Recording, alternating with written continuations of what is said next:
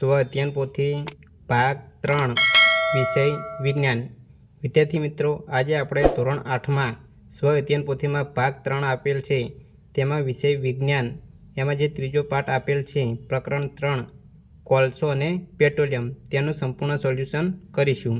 જો તમે અમારી ચેનલમાં નવા હોય તો ચેનલને સબસ્ક્રાઈબ કરવા વિનંતી, જેથી તમને જે નવી અપડેટ આવે છે તે અપડેટ મળતી રહે।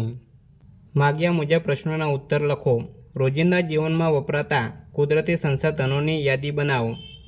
જવાબ: રોજિંદા જીવનમાં આપણે પાણી, હવા, સૂર્ય, માટી, અશ્મિ બળતણો એ બધા કુદરતી સંસાધનોનો ઉપયોગ કરીએ છીએ।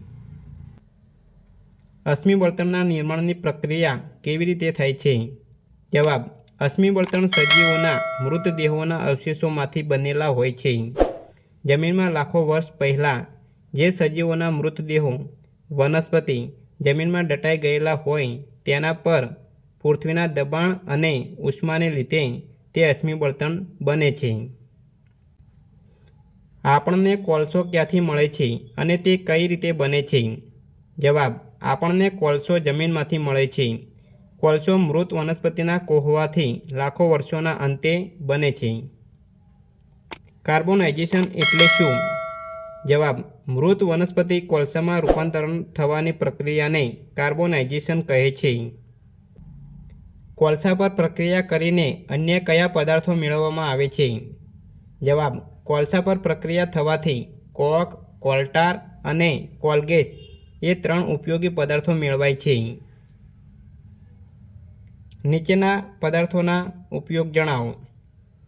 કોક, તો કોકનો ઉપયોગ છે ભઠ્ઠીઓ, લુહાર બળતણ તરીકે ઉપયોગ કરે છે। કોલટાર, તેનો ઉપયોગ છે રંગો, દવાઓ, વિસ્ફોટકો બનાવવા માટે। કોલગેસ, તેનો ઉપયોગ છે કારખાનામાં બળતણ તરીકે। પેટ્રોલિયમ કેવી રીતે બને છે? જવાબ: સમુદ્રમાં રહેતા સજીવો મૃત્યુ પામતા તેમના મૃતદેહો સમુદ્રના તળિયે એકઠા થયા, તેઓ રેતી અને માટીના સ્તરોથી ઢંકાતા ગયા। આ પ્રક્રિયા લાખો વર્ષ સુધી ચાલતી રહી। હવાની ગેરહાજરીમાં તથા ઊંચા તાપમાન અને દબાણને કારણે દટાયેલા જીવોના અવશેષોનું જૈવ રાસાયણિક પ્રક્રિયાઓને લીધે પેટ્રોલિયમ અને કુદરતી વાયુમાં રૂપાંતર થયું। પુનઃપ્રાપ્ય સંસાધનની લાક્ષણિકતા જણાવો। જવાબ: પુનઃપ્રાપ્ય સંસાધનોનો ઉપયોગ કરવાથી તે ખલાસ થઈ જતા નથી। આ તેની મુખ્ય લાક્ષણિકતા છે। તેનો ઉપયોગ માનવ માટે નુકસાન કરતા નથી। ભારતમાં પેટ્રોલિયમ ક્યાંથી મળી આવે છે? તમે નોંધેલા સ્થાનોને ભારતના નકશામાં શોધવા પ્રયત્ન કરો।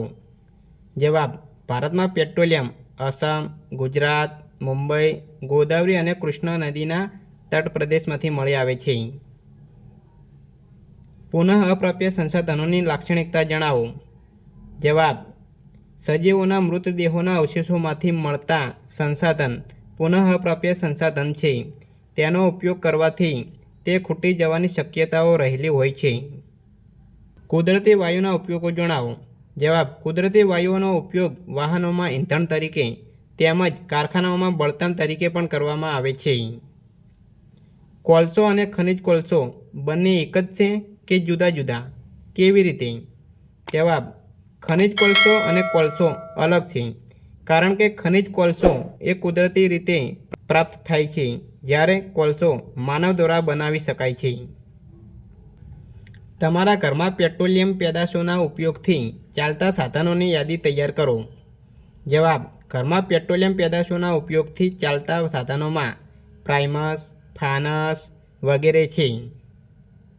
જો અશ્મિ બળતણનો જથ્થો પૃથ્વી ઉપરથી સંપૂર્ણ ખલાસ થઈ જાય તો કેવી પરિસ્થિતિઓ સર્જાય તે વિશે તમારા મંતવ્ય જણાવો। જવાબ: વાતાવરણમાંથી પ્રદૂષણ ઓછું થાય છે, એ સારી બાબત છે, પરંતુ નવા વાહન મશીનો બનાવવા માટે ઘણો ખર્ચો થઈ શકે છે અને અશ્મિ બળતણની જગ્યા પર નવું બળતણ શોધવું પડે તો તે મુશ્કેલીભર્યું છે। પેટ્રોલિયમ પેદાશોના વધુ પડતા ઉપયોગથી આપણને શું નુકસાન થાય છે? જવાબ: પેટ્રોલિયમ પદાર્થોનો વધુ પડતો ઉપયોગથી વાતાવરણ પ્રદૂષણ થાય છે, જેથી અનેક રોગો ફેલાય છે। એસિડ વર્ષા થાય છે, જેથી જંગલો પર માઠી અસર પહોંચે છે। ખૂટી જાય તેવા ઉર્જા સ્ત્રોતોનો વિવેકપૂર્ણ ઉપયોગ કરવા માટે તમે કેવા પગલાં લેશો? જવાબ: ખૂટી જાય તેવા ઉર્જા સ્ત્રોતોને હું વિવેકપૂર્ણ ઉપયોગ કરીશ. જેમ કે ઘરની આસપાસ જવાનું થશે તો સાયકલ કે ચાલીને જઈશ. બહાર જવા પોતાના વાહન નહીં પણ સરકારી વાહનનો ઉપયોગ કરીશ. પર્યાવરણની જાળવણી માટેના સૂત્રો બનાવો અને આપેલી જગ્યામાં તેની નોંધ કરો. જવાબ: પર્યાવરણની કરો રક્ષા, પૃથ્વીની સાથે સુરક્ષા. પર્યાવરણ બચાવો, પ્રાણ બચાવો. એક વૃક્ષ અપલોડ કરી જુઓ, વાદળનો ટોળો આવશે લાઈક કરવા. વધુ વૃક્ષ વાવો, વરસાદ લાવો. વધુ વૃક્ષ વાવો, પર્યાવરણ બચાવો.